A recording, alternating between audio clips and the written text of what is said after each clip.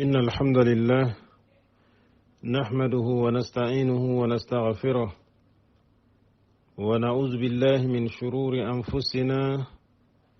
ومن سيئات أعمالنا من يهديه الله فلا مضل له ومن يضلل فلا هادي له وأشهد أن لا إله إلا الله وحده لا شريك له وأشهد أن محمدا عبده ورسوله صلى الله عليه وآله وسلم يا أيها الذين آمنوا اتقوا الله حق تقاته ولا تموتن إلا وأنتم مسلمون يا أيها الناس اتقوا ربكم الذي خلقكم من نفس واحدة وخلق منها زوجها وبث منهما رجالا كثيرا ونساء واتقوا الله الذي تساءلون به والأرحام إن الله كان عليكم رقيبا يا أيها الذين آمنوا اتقوا الله وقولوا قولا سديدا يصلح لكم أعمالكم ويغفر لكم ذنوبكم ومن يطع الله ورسوله فقد فاز فوزا عظيما أما بعد فإن أحسن الكلام كلام الله وخير الهدي هدي محمد صلى الله عليه وسلم وشر الأمور محدثاتها وكل محدثة بدعة وكل بدعة ضلالة وكل ضلالة في النار واخي نومار مو قرآن دو حديث دا غندون كنو دار القرآن والحديث كما نغرا كلام تنتي غندن دنگيم پلا دا غي فردر مغسالة وندعا كسكوني تسلام غنكوني دنگا غني السلام عليكم ورحمة الله وبركاته وخانتان ندرو أفوان أترين كان ندرو أيقون دا يغاري ودوا نسكوه منتين دا وخاقا دوا مرنغي نانيغا كما نغرا كلا منتين جل في أولاه أغا نوتانغا أو دينان دي نوتانغا أو دونان دي جمال لغري مسيبون دا فتنا الله غانو دا كسينو دا غتانغي ودانيغا تنكا كلا منتين كما تنكا فنان جري أغا نوكان دا نوسبتين دو كان دي انكما Allah kan tura fitna Allah kan tura jarabe ti Allah imme kallan ka gonda honnan cirago na nyampo sarno maga na nyampo sarno charno maga no di suko fi rawsil aladi ti tunga ke imme kallan ka gonda honnan cirago kengana dangi nga khru maremu lenki dan keta kunini otare nagatandi nyai odar sun kama ashia humul adu fahzarhum nanti shianu yani qonnonga annam mogontiya de anadu korosi shiyanunga Allah ganinda ga kisi odo hunti honu ado wa khino do islami nunchu Allah ganu da suko manten kisi shiyanum masibo fitna isan kundenga tare danginte ke oda diga mengurundi agati shiyanu ijama khoron ni jamanu sikiyai kunjama goro sikki oda jama hana ketu ali ismailiya ismaila ganko tari hamante ke digame awru kunya kama kembre lenki tari digame owa kenjo pana jama hillandi nyai ken jama hillandi nanti azaidiya jeidi ganko shianun jama be igidam binikata zaidwa kenya nati wahum jeidigan kunni konwa ikunni atba'u zaid ibn ali ibn al-husayn zaidu kebe arabun nati zaidu kuswanin kan khananati jeidi kebe haba gani ali ken ali qa haba gani al-husayni qa habani ali ibn abi talib serebenu igara wara do ken jeydi battenga kun kamannu ina kunya khilli jeydi gankonga shiyanu ijama fatafatan ton nogonde daroda al ismailiyanu oda honne ko meda kon khibarande lenki diga menna serebenu gada warado zaid ibn ali ibn al-husayn battenga ke jama kundu idan ke manke kundu zaid shiyanu ijambanta gunyan khenai khoy jambanta gunga khenu akismanwa akelliyen kane mogobe ona sigire honne ona hatampanci hubu cinne kini me kendi Allah ganna famu ndenyo suko mantonda ke zaid ibn ali kundu abire nautu hijriyan tankabe ado sinon tummi nalla wara hijriyan keme ado tampille ado sinon pilli abire ku hilliyanaga ita haramogo sidi Allah da fahamiye ñadangani dina kedi adrogo tonte ñimogo sidi Allah khibarendi yoxame soxi xoore keɓe ga ñido umawiyina nun naxa silama xummeren xañi kuñamaxa a waxatinga nawtu gelli muawiyatu bin abi sufyan nalla wara ma kenga gemu waxati keɓeyi gada fatindi waxati keɓeyi aga gemu hisham bin abdulmalik merenga xatiñe kum marano susu ibogu kempo laqe dawla keɓe sigintenga ñi agañi silami nun cususu marna iya ñi ken dawla awa ay mankaxundi ida dawla ke xiri menantiya dawlatul umawiya zeydu gari kufanko ñanda marsa iraxiyenu ku jambe be gima xano nawtu gelli ali ibn abi talib yimmey radiallahu anhu shiyanunga igada jambe be ñiya ida ali yimme jamba khawarijunum bogu irina ali yimme gaja kempalle الحسين بن علي رضي الله عنه شيانو كو الله جنبي بنو أمية ننتوا دي منا غجانينا إربغا خودونا كوبانو رنا أكاري كمي عند كي جيدي غاكتا جيدي غاري كوفان كنتا دنغاني ننتي يكونا سكا حلي إيواد دي منا أنا ريفوليسيون دباري نكوتو نيون تبغو سروني مندي أنا نيا amirul mu'minina iwa halle ida kenya haram pro ndamaga tarikhun tuwano tarikhun kitabun ndame sori yogonu wa wutu ujunu tammido hillo nanti kenceren cuda ko balle mako yogonu akine ma ujunu tamdo karago ma tampile do ujunu karagi ma tannagate ujine ma tancege ujine hadamaremme nanti kencuda jeydo ko balle mako nanti wa halle iwa halle idi yonkinulla disposition di da khoballe maxu iwa gajanga na dawlatul umawiya kena khanundi kembere zeydoxa axa soxo ken digame xiti nonga tuwano yogonu ñira xida kada nanta maxa saxiya de jambanto ñani ida soro jamba hibenugan pesa kenga ida ali bun abi talibe jamba ida alhuseini jamba ida kuncu kadangani xawalla makite ken digame aga terin kana ada projet ke ada gemundi nantina gajangen dabari agada ni gouverneur be sikintenga ni iraqiya wakatinga kengani yusuf ibn umar as-sakhafiyu kenya ni gouverneur nga atwa gullo golle kedi atwa ngaradi agada mugu nanti kuwa mulla na gajange déclencher na joppa wakati be akendi sama kinkana da gangunde ngara nanti jamia khore be gano misidu khore hadamare mencuna menyino sere sugari angaro ken no gondi amporen kisi khasere suga to sella ngamporen jo khenda gante jane nene lingon tagebe gebe di nene lingon di jedi da kuncu kanu da garo miside ken no gondi jedi gayme agara kota kebe ngani nanti abaka agara tunanti khibaren chanke torundi amaga ken kota dugu ibogo akane ida bakke ke khanya uron khadi itaga bogu sorobe nuga bugu da battenga gedi karom pay mawujine sere baga kenna khwatirne ni manincere kenda kati mendi mo burwa iti tida sorol laga ni boloke miside nyadi iran tabakka imakille kitega bakka khama kari tiken digame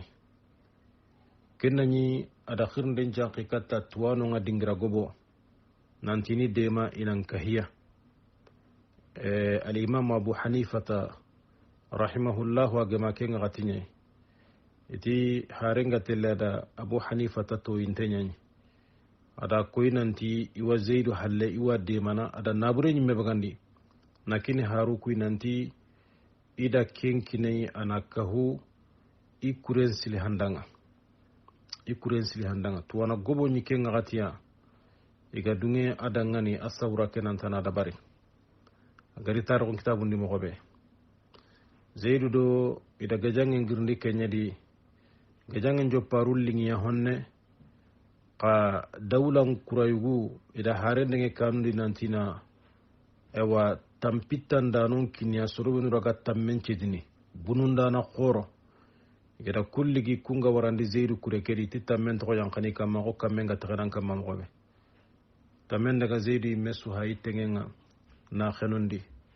asuron dawtu kinya na jigri na daga sogondi na dogotoron khri dogotoron ngari ati tamme ki be garu tengen digana bogotewen kin jogani kembatede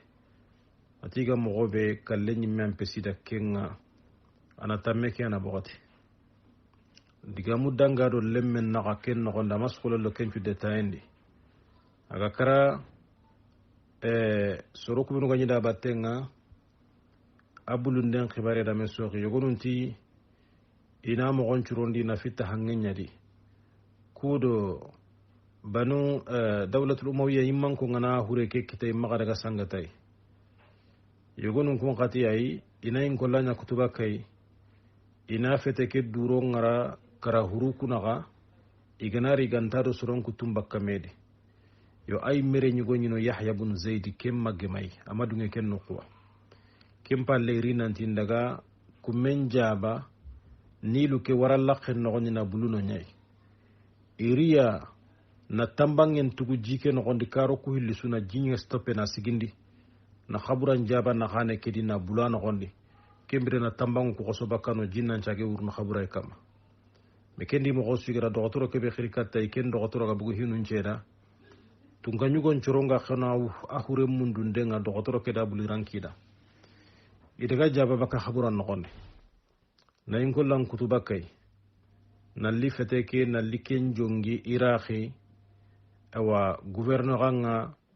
ahete ke jongin tengano ngani na immen bangen jellen kurendi katti nyenga na kacce nyetay na inkolla ke utu na ndaga kini tunga nyugo nyimme shami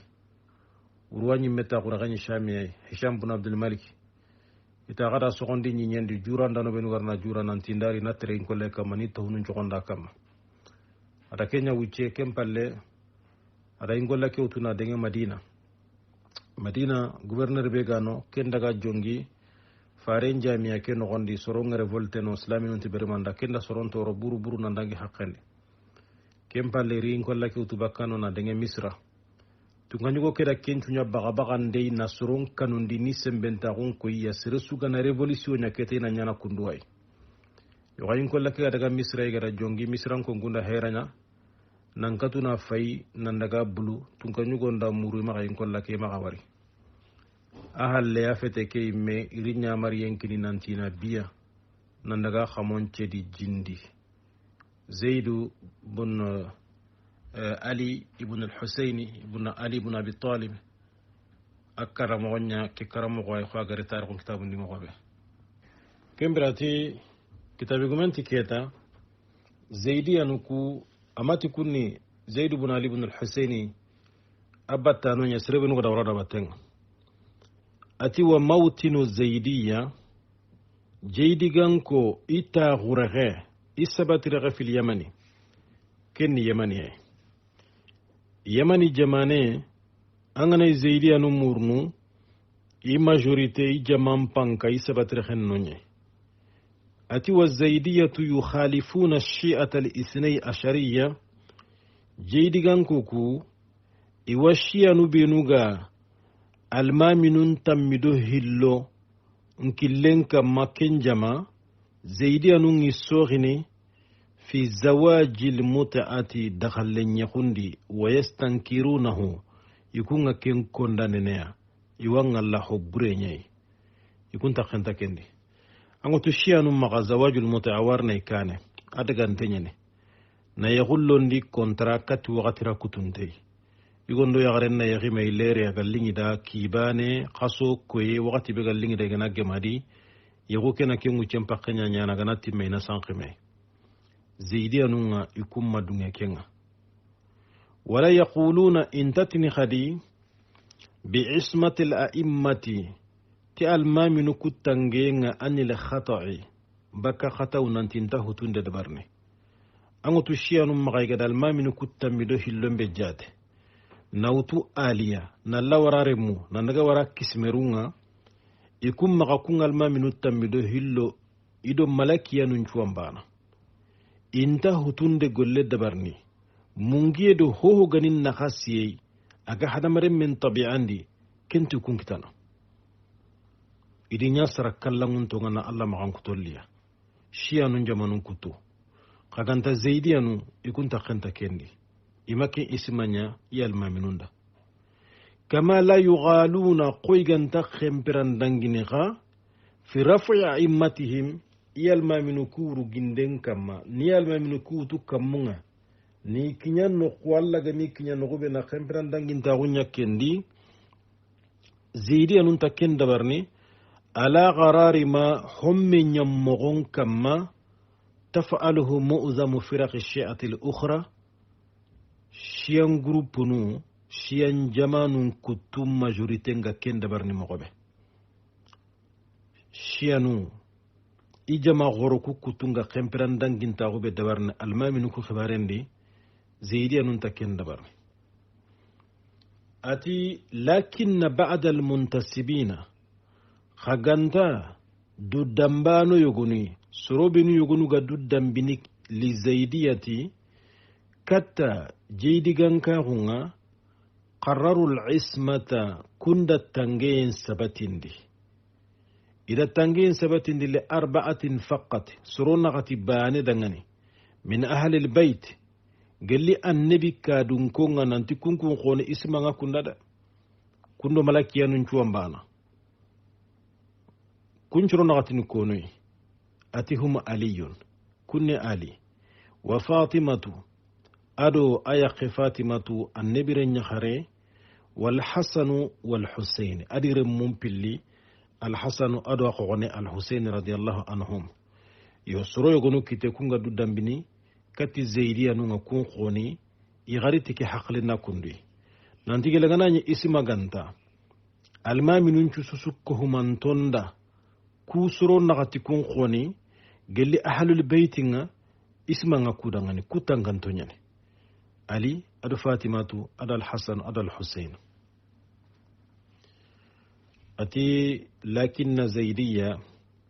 qaganta jeydigan konga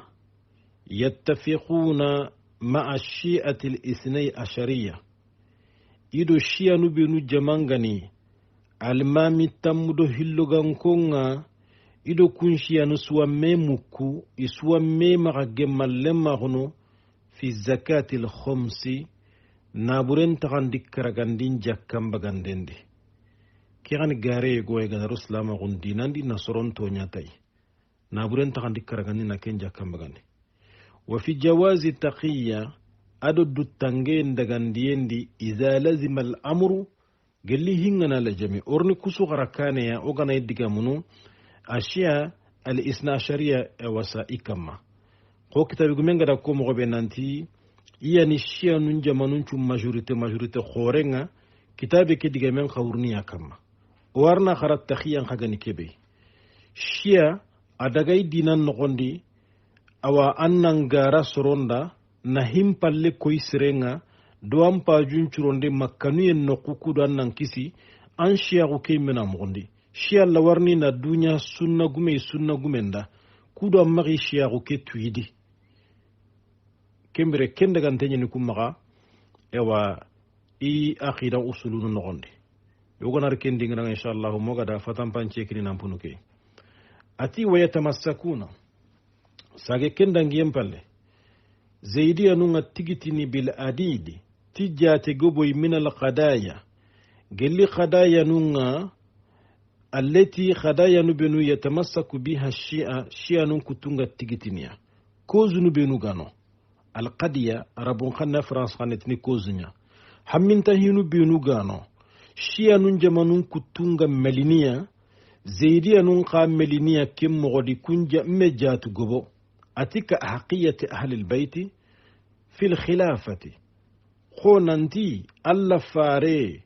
ahol laqadunko iya haqqini khalifa hunga nanti abubakar siddiqi taxunde ki khalifa xunda do umar do usmanu nanti kempeti tonguwa gareñani farenga fati tanni silami num mare annabi kadunko iya xalleni ido sere kahohe kembre zaidiya nun xa ixawa kengalla ken moxoadi xo shiya nun jamanun kuttuncu wa tafdil al ahadith al waridati anhum ado hadisu benu gari nangiri alla faren kadunkonga kun hadisu ga ihesoyenga ala ghairiha itanan kamma gelli hadisu benu faren saybanun kutunga di hilla zaidiya num maga kun hadisu ga nan pesu soron kutun hadisu no ko shiya nun jamanun kutum ma wa taqlidihim ado nanjongiya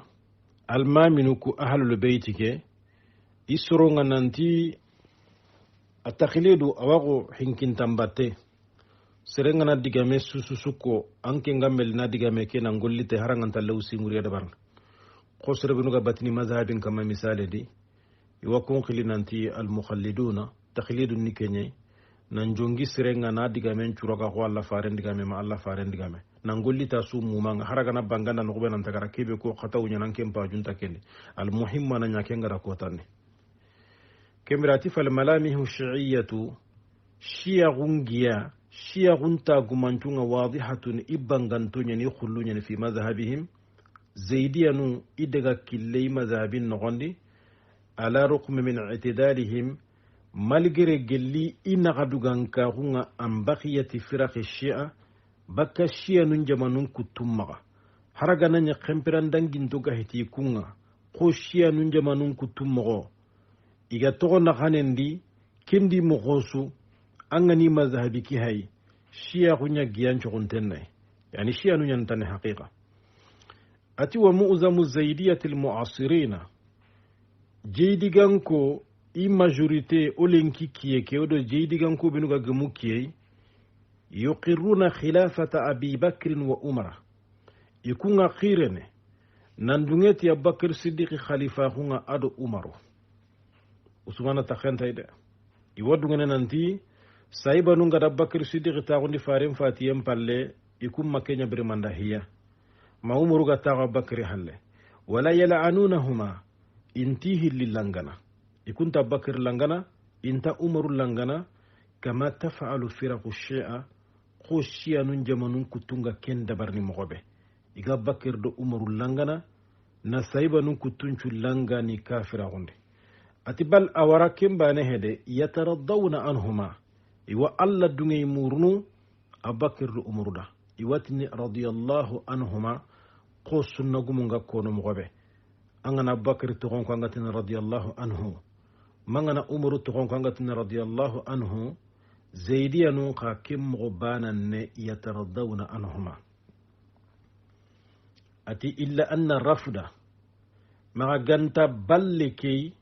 balleke jama ashiya rawafidu ballano kukunuga barabakiri khalifa gondo umaru khalifa gonga bada kim ballana jope yakhzuhum aga ku njeydigan ku gajanga biwasitati da'amil irani ti Iran demanding killenga Iran ga soutien be dabarne rafudu ndangani kumpay ga commencé na jeydiyanu ku gaja wa yuhawilu ja'alahum aga mullana ramuru na jeydiyanu kunya gulatan mislahu ni ganya qempiran danginto qoyi memgo iganan caagi abubakar khadu muri mellangana ini kafira huwa ikunga bono dumbe kebe kama soronna magangari nanti kuni nagadugan konye kumpesonti kunga de foki ni nyangi duwa isuwa nambano ken kombanga dura lenki ken gajangi nga dura ira gani awasa ken soutien ken arni bango dangan digamendi kane honne anta hardala ati wa zaidiyatu jeydigan ko nga yamiluna iwa milene ila ra'ayil mu'tazila kata mu'tazila nun ngarayenye fima hondi yata'allaqu kibega jungni bi zatillah ti Allah immejatin kimbira Allah immejatin kara aqidan kara nga Allah immegada magan kutu kallangun to birodui agada to suru birodui Allah immegatini qur'ana di masalan Allah kitte Allah ta Allah gatiya mugini Allah gatiwa ngarni mu'tazila nun ngama dungena kim magan kutu su sabatin di Allah da igadi gori na ta'wilun dabari zaidi gan ko hana kenya kam wal ikhtiyar fil a'mal ado sugandinde gollundi gelik ko men nyimmi agadi gollun taga ma Allah gadi taga gollunga gir Allah mi gama gir Allah ho siranda hobre kencu diga men gille nyen serebe gada honne khara akhida nanga kentu mu'tazila nu gada kille be kama zaidi on na kenya kam wa murtakibul kabirat junubu khoren dabarindana ya'tabirunahu jeydigan ko ngakken takhasini fi manzilatin yanqariqa bayna almanzilatayn yanqariqum pillinaga kama taqulu almu'tazila qum mu'tazila non khaymega kono mogobe o dangi kendiga menga halle igariti ke akhida bononte khaynanti serebe gan islami nyai aga junubu khoren dabarni kembre a junubu khora dabariyeke ada mu'mina ko ke islam ko ke darajam bosay amem tallan tatni kafiri khani bawna ta ashhadu an la ilaha illallah o kembri da yang kharaga kurumba kita ken kamanda kin yang kharaga gani yang kharaga aga kafira hundo islama hunna bo zaidi anuha igawa ngalla kim mogwadi kho mu'tazila nunga igari tike akhida imobe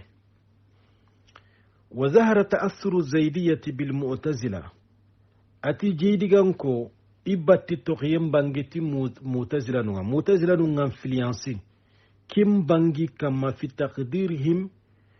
iyuqderindendi lil aqli haqqlenda igira sigira khuri be kini haqqlenga naddorontagu be kini haqqlenga zaidiyanu anga fahamu no gelino nanti mu'tazila nunga idega killenga di influence adi batten toqiya wa i'taihi ahammiyatan kubra ado jeydigan ko nga kinindi haqqlenga hammintaku importance ho khore fil istidlal dalil wutiyende sharia ndina liti dalilenga o ku jippina qur'ana ndo sunna nyakam me mu'tazila no gangaba dalile kunna sabatina bil aqli ti haqqlenga da kibi surondi ani maga hosirenga haqqlenga da kibi lebulai kenyani kum maga hoburenga haraga nani kendo nasaqul lillabantenga me soghiniya جيديانو يغرغدو كيني اتي اذبر يجعلون له نصيبا وافرا بوني نتقيه مغه غنتي ان كينيا نينا حق لندغني في فهم العقائد اخيدا نون فهميندي وفي تطبيق احكام الشريعه ادو شريعه نون كيتونيا خبغاندندي وفي الحكم ادو كيتنا حين كما بحسن الاشياء تفين شرينغا وقبه هذه بونينغا ان كيسنيا تي حق لني dalilutie ngagatinga nantina ndagado nassa ngada kibi kuwa nanto nassa ke halle na qur'ana fahamu ko salafu ngada fahamu mogobe wala mana sunna fahamu ko salafu ngada fahamu mogobe mu'tazila nunga imadaga do kendaga kille idaga kille kurmatana auto dina nogonde ida kencu susu bazi haqqle nyakam bo zeidi anunqa ida waradi battenga kendaga kille bure ani khamaga kengol nyankiti bure ani khamaga igarautu mu'tazila numma kempa lari nanti wa yu'tabaru zaidiyya iwa jeydi battano ma jeydi ganko iwi takhasine rahma dalalatihim malgré isan kuntaoke nanko hidan ki san kuntao gara kebe suka sun san kuntao nye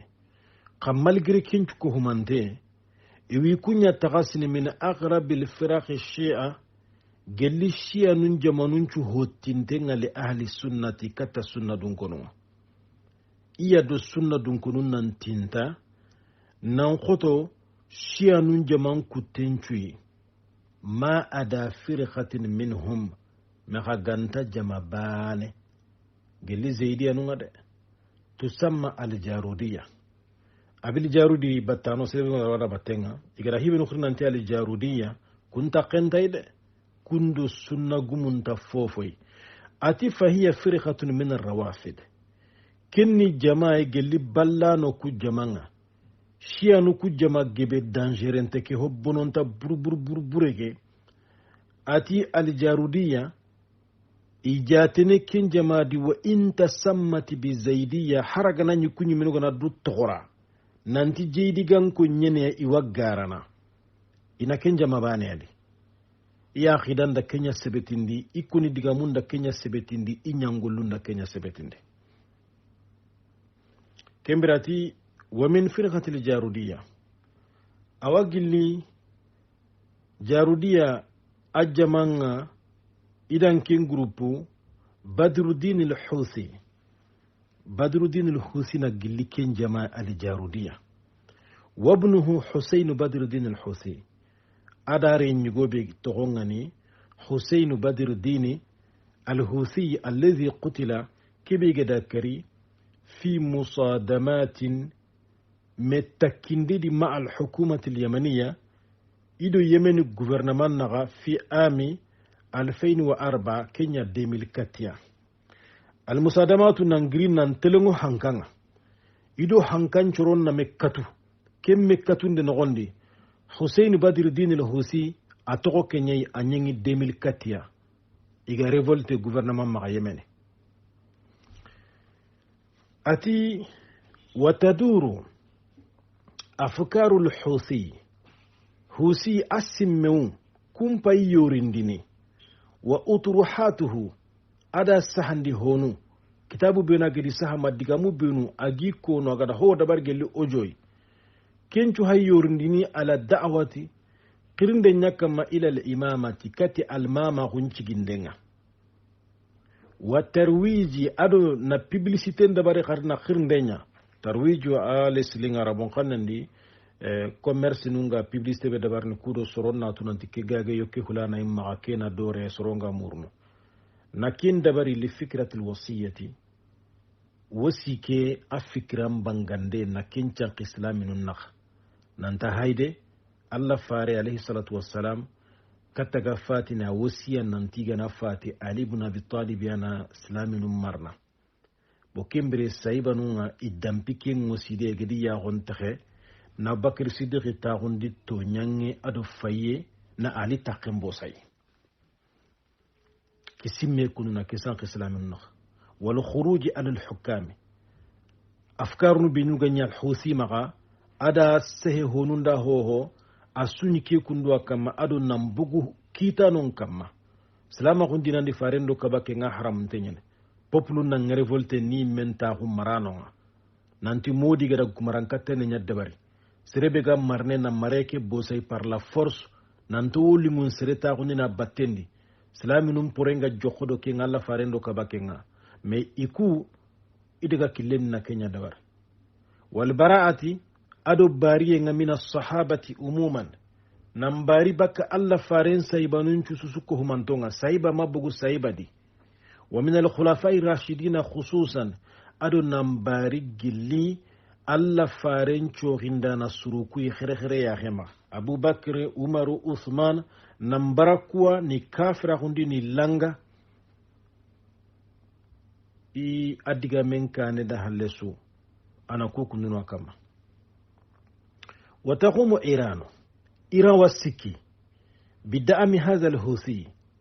تكي حوثي يكندو أو أسوتي يندنغ الدعم وانخانتنا نصرين سوتني الديمان دنغ نايدا ماليا تنابورين كارنغ وفكريا أدو سمين كارنغ وأسكريا أدو كوري ميليترما يواد ديمانا كيتا ku demandu siki irawa nyana yemeni dangani kubonu gano al-huthiyuna yahaigada jamane ke subonondi lenki ido saudiya game kembere irawi demana tinnabure ado simme ado kurayugu gajanyoke awa liverenia wurondo kie gundondo bangi encudi wazalika na kenda bardo meni sababunga na kenya نذير تصدير الثورة الخمينية إلى اليمن تي خميني قد ريفوليسيون كي بدباري إيران ناكين غنا ناريك يمني ديماند كي بغنياني دنغني أنيانا دو كودو ناكينيا كتا na king exporte kati Iran yi demande ki be ganyana anyana ay échange ni kiyai Iran na Kenya muruna no gonde ngakhinu mare mu xorna ken ko kundu faham oda islaminu pogo bo amugo iga Saudi arakata doke ga jange be ga Yemene otanga da hosirentu hosirei kinga gatinya ni anga hankane da batenga anga na hoburentu hoburei anna du korosai sirenganta hotu kebe danga digamari talono nyaga menyade annan kannenya hakka yangonga okunta Saudiya hasandede ona islama gumpa sandenye Saudiya ga gajange kibe Yemeni ana kamana dabar islami nun cuwada wallahi na jahadu nyai wallahi kunati Allah na jahadu nyai ku poisonu binu gano bouleversement biga kamana nyingi dunadi lenki fil alam al islami islamin jamanundi oga taxunu na hayoga magema nyana bono dumbe nyai iraga da ki sembi be kita lenki iga ki kafira ku be kama sunna gumu nyanyi iraki marna tampille sine irigi kane ihaga da iraki bosi sunna gumunga ahay shiyanu nyamaga iga jama ki be khiliti hizbullah agani hizbu shaytani warni kunchu khibaren qara kitabe ke non iga lubnani ihaga da semben kita liban sunna gumumma irawa mulla yemeni bedo saudiya ga frontier bani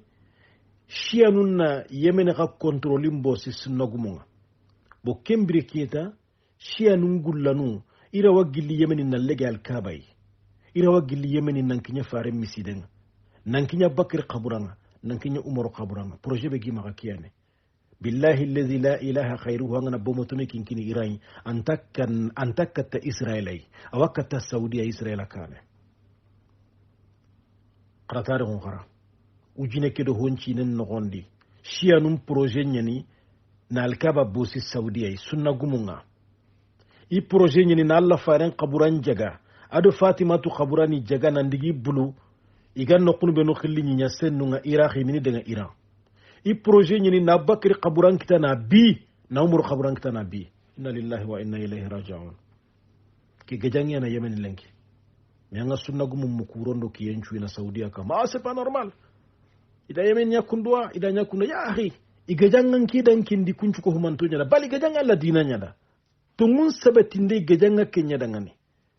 gelli saudiya dan ke dawla na sigan kin de mamu kuti kum bugo sire na khanu sire ko kambre qur'an sabare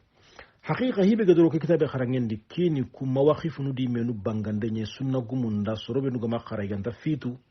igadiga mun bi ghayr ilmin ki gitanni bi gatta di gidan khor nyane salama kun kumbene tanganden gajange nyane sunnan tanganden gajange nyane gare na maka tongum panka fi khore ha yemeni ogantatu agana ya kumbena al huthiyuna igana yemeni controlling bosu sunna gumunga otan dangani yemeni do saudiya sunu frontiere bane iraq wi kitendi liban wi kitendi iran wi kitendi Bahrain hay ana sunna gumu nyamaga mare urwake kaganta population majorité ni shianya kumbere na commencé Bahrain ga axelene migra ku ga khanundi shianu na non contrôle mutu kembere honne shian jamanen tuna saudiya yori Allah ganta kenya kenga na nyingi kenga hibe sarna kumbene haraga mo kunyi birene aga na gemo serebenu kiyenga wangalla angana salama gungu jine kedo komon nakati sinen tare kumpai shianu ngada jambe ubenya islaminunga igeda gollu brubenu dabari inta allada inta alla faren dangani fitanani maga yo kempo gebe bangeno dangani ke kitabe kharangen nogonde alla gana timmani mo sire nyan keda kunju ko mantonda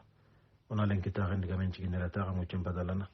wa akhiru dawana alhamdulillahi rabbil alamin wa sallallahu ala nabiyyina muhammadin وعلى آله وصحبه أجمعين والسلام عليكم ورحمة الله وبركاته.